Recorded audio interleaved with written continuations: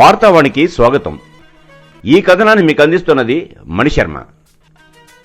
ఉమ్మడి విశాఖ జిల్లా నర్సీపట్నం నుంచి ఎమ్మెల్యేగా ప్రాతినిధ్యం వహిస్తూ స్పీకర్గా ఉన్న senior most leader Chintakala Ayyanna Patrudu కుమారుడు విజయ్కి జాక్బాట్ తగులుతోందా అంటే అవును అని ప్రచారం జరుగుతోంది. ఆయన్ని కోరి మరీ పెద్దల సభకు పంపిస్తున్నారు అని సమాచారం. టీడీపీకి దక్కే 2 ఎంపీ సీట్లలో ఒకదాన్ని బీసీలకు ఇవ్వాలని చూస్తున్నారని టాక్. అది కూడా ఉత్తరాంధ్ర కేటాయిస్తారని తెలుస్తోంది. తొలుత ఈ సీట్ని విజయనగరం జిల్లాకు చెందిన కేంద్ర మాజీ మంత్రి పూసపాటి అశోక్ గజపతిరాజుకు ఇవ్వాలని ఆలోచించినా ఆయన్ను గవర్నర్గా పంపించాలని టీడీపీ అధినాయకత్వం డిసైడ్ చేసినట్లుగా తెలుస్తోంది. దాంతో ఆ సీట్ని బలమైన బీసీ సామాజిక వర్గానికి చెందిన అయ్యన్న కుటుంబం నుంచి భర్తీ చేస్తారని అంటున్నారు.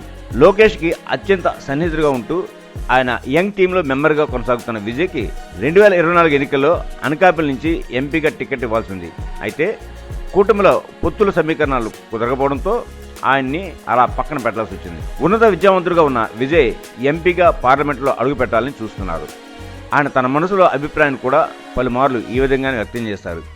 ఇప్పుడు ఆయనకు అవకాశాన్ని కల్పించాలని పార్టీ భావిస్తోంది. రాజ్యసభకు 3 సీట్లు ఉంటే ఒకదాన్ని జనసేనకి ఇచ్చి మిగిలిన 2ంటిని టీడీపీ తీసుకుంటుందని చెప్తున్నారు.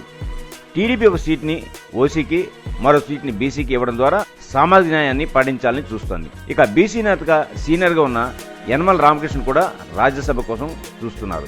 అయితే ఆయన ఎమ్మెల్సీ పదవి కాలం ఇంకా ఉంది. దాంతో ఆయన్ను 2026లో ఏర్పడే ఖాళీల నుంచి పెద్దల సభకు పంపిస్తారు.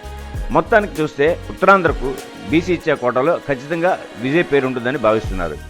ఇక మంత్రిగా ఈసారి అవకాశం దక్కుతుందని భావించిన అయ్యన్న స్పీకర్ పదవితో సరిపెట్టుకోవచ్చు. దాంతో ఆయనకు పార్టీ ఈ విధంగా న్యాయం చేసినట్లుగా ఉంటుందని కూడా అంటున్నారు. ఇవన్నీ పక్కన పెడితే ఉత్తరాంధ్ర నుంచి టీడీపీ తరఫున రాజ్యసభకు వెళ్లిన వారు ఇటీవల కాలంలో అయితే ఎవరూ లేరని చెప్తున్నారు. గతంలో చాలామంది రాజ్యసభ కోసం ప్రయత్నం చేసినా కుదరలేదు. ఇప్పుడు మాత్రం టీడీపీ ఈ ఛాన్స్ని కోరి ఇవ్వాలనుకుంటుంది. కూటమికి భారీ మెజారిటీతో ఇచ్చి హక్కును చేర్చుకున్న ఉత్తరాంధ్రకు పెద్దల సభలో వాయిస్ ఉండాలని పార్టీ తీసుకున్న నిర్ణయం విజయ్కి ప్లస్ పాయింట్ అవుతుందని అంటున్నారు. అన్ని అనుకూలిస్తే ఆయన పెద్దల సభలో రేపటి ఎంపీ అని అంటున్నారు. చూడాలి మరి ఏం జరుగుతుందో. ఇంతటితో ఈ కథనం సమాప్తం. మా ఈ వీడియో మీకు నచ్చినట్టయితే మరిన్ని అప్డేట్స్ కోసం లైక్ చేయండి, షేర్ చేయండి, సబ్స్క్రైబ్ చేయండి.